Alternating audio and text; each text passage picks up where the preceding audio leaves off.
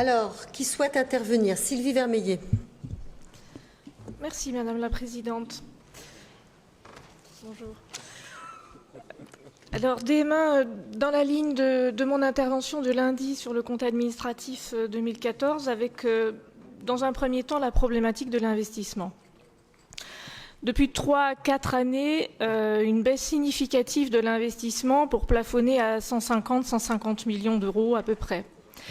Et puis BP 2015, avec un virage à 180 degrés, je l'avais dit, une explosion des autorisations de programmes nouvelles inscrites, et puis de l'emprunt aussi, bien sûr, 45 millions, inscrits donc au BP 2015. Mais je vous avais dit qu'il ne suffisait pas d'inscrire des AP pour emballer la machine. Ça, c'est ce que j'ai dit lundi.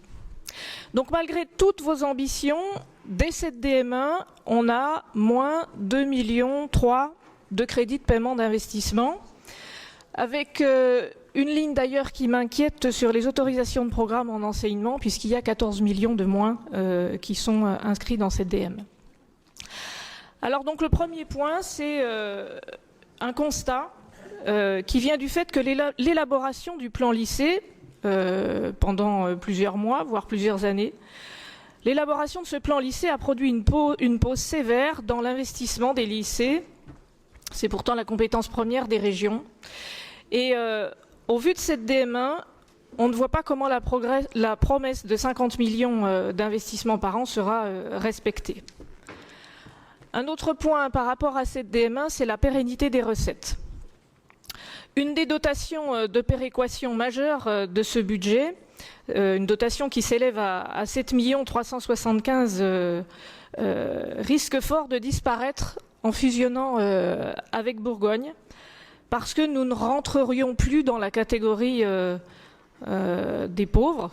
En fusionnant avec Bourgogne, le PIB par habitant deviendrait plus élevé que la moyenne des régions.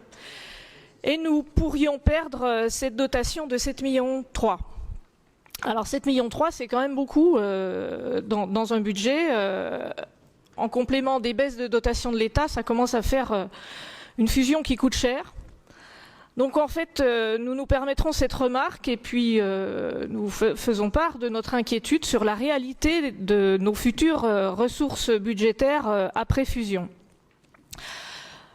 Tout ça pour vous dire que si, lorsque vous vous êtes lancé tête baissée et puis, on l'a dit, en toute hâte dans la fusion, à l'époque, nous vous le concédons, vous ne pouviez pas avoir idée des traductions financières. Mais aujourd'hui, avec les premières études, les premières prospectives, pensez-vous toujours raisonnable, donc responsable de fusionner? Je sais très bien qu'on n'a plus le choix, mais la réalité financière risque d'être douloureuse.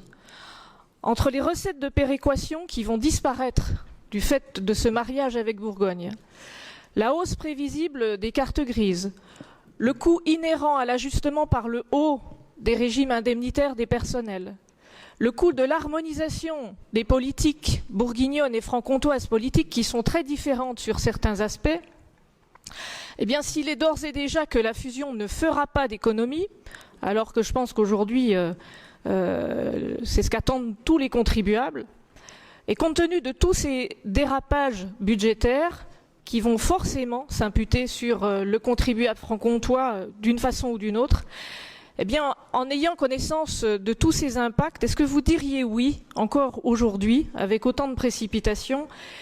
Et pensez-vous que les contribuables sont en capacité aujourd'hui de supporter ces évolutions, ces réformes qui, d'une façon ou d'une autre, se reporteront sur leur portefeuille?